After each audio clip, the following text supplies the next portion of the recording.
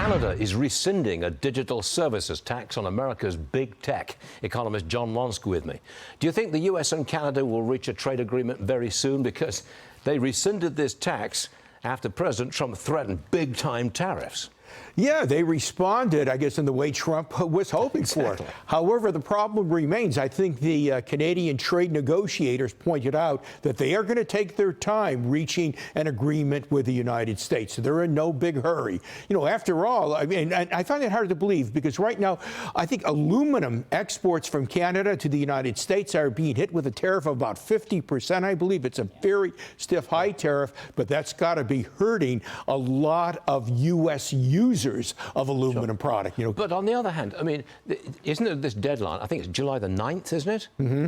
If they don't meet the deadline, if the Canadians don't, Trump will just put more taxes on them, more tariffs on them. And I'm pretty sure that that's going to make some users of Canadian exports in the United States quite angry. They're going to put up quite a fuss. It's going to increase costs, and that might lead to higher prices for American consumers and fewer jobs in those industries that use Canadian imports. Canadians cave. Yeah. They're vulnerable. And they might because their economy is doing poorly. It's expected to grow by only 1.1% according to the consensus. However, the same consensus says U.S. growth should only be 1.5% in 2025 and roughly 1% in the second half. So that's not helping out our cause as far as negotiating tariffs. It's got to be, I think this is worth mentioning, Stuart. The world growth outlook is horrible. Mexican growth 2025, 0. A goose egg. That's what they're looking for, the consensus.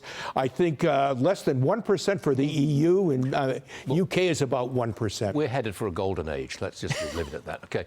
John, look at this headline from the Wall Street Journal. The top 10% of income earners do not feel rich. First of all, what does it take? How much do you have to make to get in the top 10%? My understanding it's about $250,000 family income to make the top 10%, which sounds like a lot if you're in Omaha or something like that in the Midwest.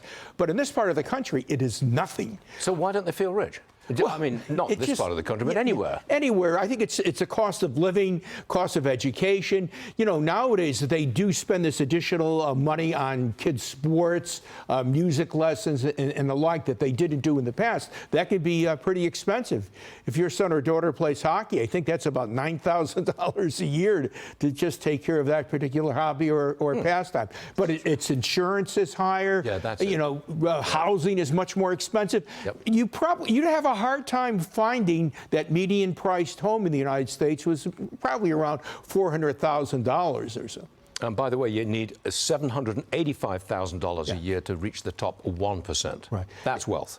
You know, we have an example of the discontent of the upper middle class in this country with the outcome of the primary for Democratic mayor candidate in New York City. I mean, one of the reasons why the guy did so well is because he had a lot of support from these professionals in Brooklyn and Queens. Even though they're very highly paid at these financial service companies, they want to lower costs. Dying to ask you, why don't people who make $250,000 a year feel rich?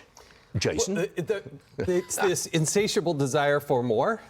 We were talking about the never happy, but they're never content.